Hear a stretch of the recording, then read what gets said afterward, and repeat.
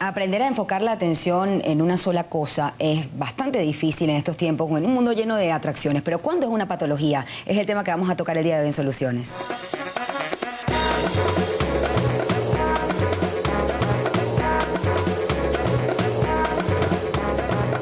El trastorno de déficit de atención hiperactiva, o como sus siglas universales, ADHD, Attention Deficit Hyperactivity Disorder, es un síndrome que afecta entre 3 y 6% de los niños venezolanos en edad escolar.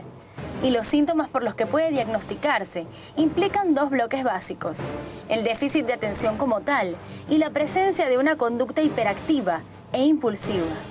Sin embargo, incluso los adultos pueden presentar en algún momento cierta deficiencia de atención que se debe a situaciones que puedan afectar su entorno: problemas, preocupaciones, estrés, excesiva presión o asuntos por hacer, ya que buena parte de la realidad de un individuo depende de a qué atiende, a qué no y cómo se desenvuelve. Actualmente se ha vuelto común, en algunos casos, que a los niños se les medique con psicoestimulantes, como el metilfenidato, aún sin tener la seguridad de que éste está afectado por el síndrome. ¿Cómo se puede comprobar que un niño presenta déficit de atención y cuáles son los medios más eficaces para tratarlo?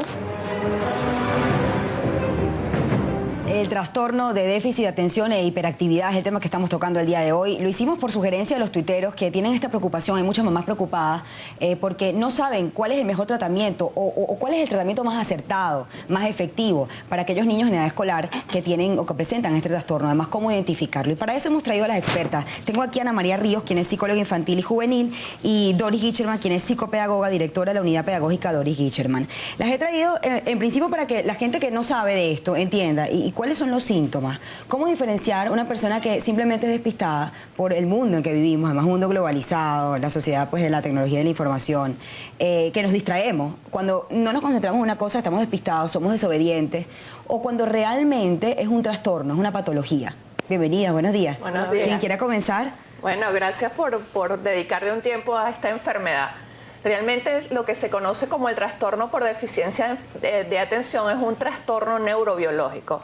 El primer concepto es que es una enfermedad. Entonces no es un despiste momentáneo por una circunstancia, porque estás en un tráfico, sino que es una alteración neurocognitiva que persiste a través de toda la vida, desde el nacimiento hasta que te mueres. Un trastorno crónico, donde hay un déficit de atención, la incapacidad de poner atención a los detalles que son relevantes, particularmente las tareas que requieren de un esfuerzo mental sostenido.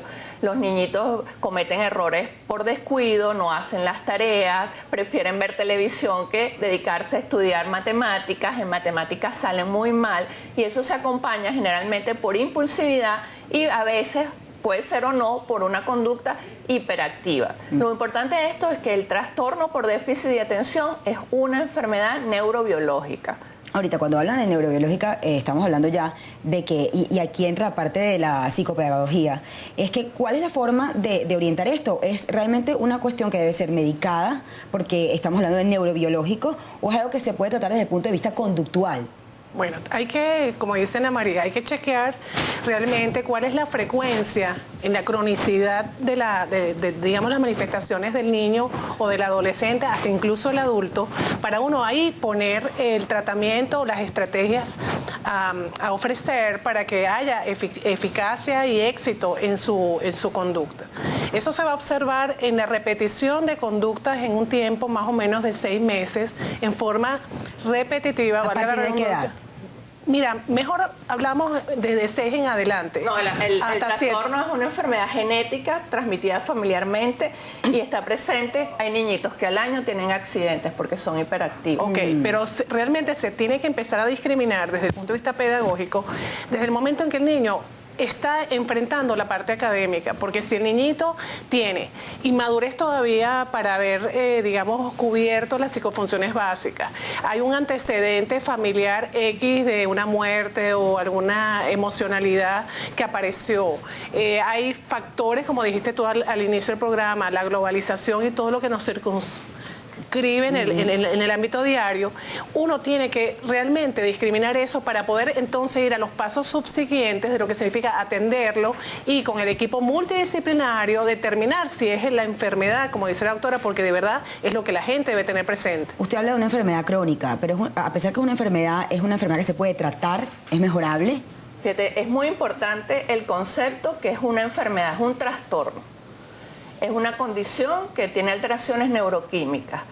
Y el punto es muy importante, si tú sospechas que el niño es hiperactivo, se hace el diagnóstico mayormente a los 6-7 años porque es la edad que empieza la escolarización. Entonces, una vez que los padres, los maestros, los cuidadores, los tíos sospechan, mira, este niñito es hiperactivo, esta persona no tiene un rendimiento académico adecuado, eso no es normal. Todo niño que saque bajas notas debe ser evaluado. Y la evaluación primordialmente tiene que ser realizada por un equipo médico. Yo soy psiquiatra infantil, no es que yo sea psiquiatra infantil, sino que estudias 14 años para poder hacer un diagnóstico neurocognitivo. Tiene que ser una persona que esté muy bien entrenada. Dentro de los mismos psiquiatras infantiles, tú tienes que hacer una especialización. Yo no veo alcoholismo, yo no veo drogadicción. Claro. Yo trabajo fundamentalmente con déficit de atención y con trastornos de alimentación. Fíjese que cada vez más, y lo vi por la preocupación, además del planteamiento de la gente en el tema y las respuestas que luego vamos a leer a través de @solucionesgb, que la gente siente que cada vez más hay más niños medicados. Entonces uno se pregunta si el diagnóstico es el certero, porque no puede ser, por ejemplo, cuando nosotros éramos más chamos, rara vez pues a alguien se le detectaba que tenía un déficit y todos crecimos así y nos desarrollamos normalmente. Ahorita me pregunto si una persona que tiene déficit a lo largo de su vida puede desarrollarse plenamente o efectivamente sí debe ser medicado, porque los padres lo que dicen es que en la época anterior pues nadie sabía que tenía eso.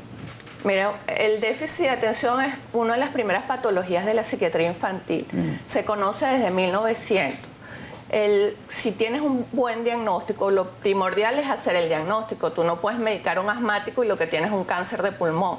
O sea, primero hay que hacer un diagnóstico y el diagnóstico lo debe hacer un médico especializado con destreza para hacer un diagnóstico que requiere de muchas habilidades, pruebas, exámenes, síntomas, contacto con los maestros, con los padres en el consultorio, con la psicóloga, con la psicopedagoga para hacer despistajes de otros trastornos.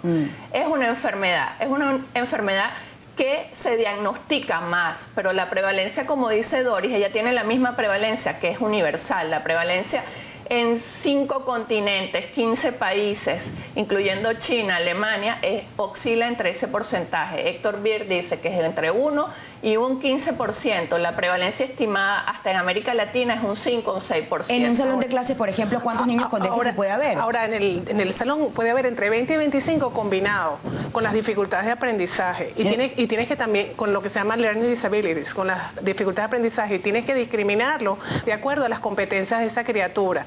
Aparte, yo agrego que este trastorno tiene que verse, digamos, igual reflejado tanto en la casa como en el ambiente social, no en un solo ámbito como tal, porque si no, entonces tú te tienes que dedicar a observar por qué más en el colegio y no en la casa, por qué más en la casa y no en el colegio, por qué en la piñata, no en la casa y no en el colegio, por qué en el trabajo, no en la casa y no en su dinámica social. O sea, por eso es que dice Ana María, y yo concuerdo con ella, que hay que chequear verdaderamente todos los ítems que te pueden llevar a ti a sospechar de que sea. Para la audiencia... ¿Cuáles son esos ítems?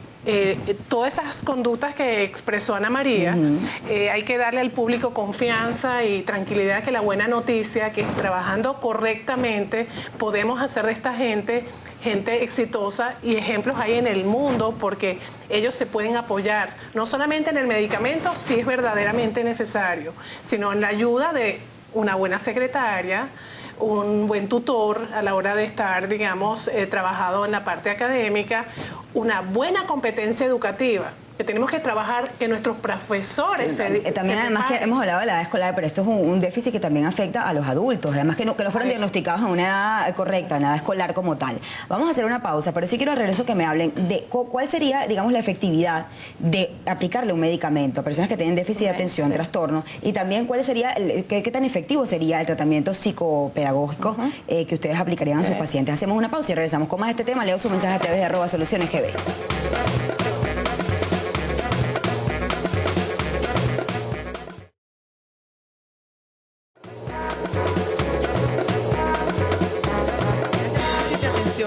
es, no sé si en algunos casos, una tendencia que se maneja con mucha facilidad, ¿no? Porque el déficit de atención, una vez que es diagnosticado, ya el niño entra en un grupo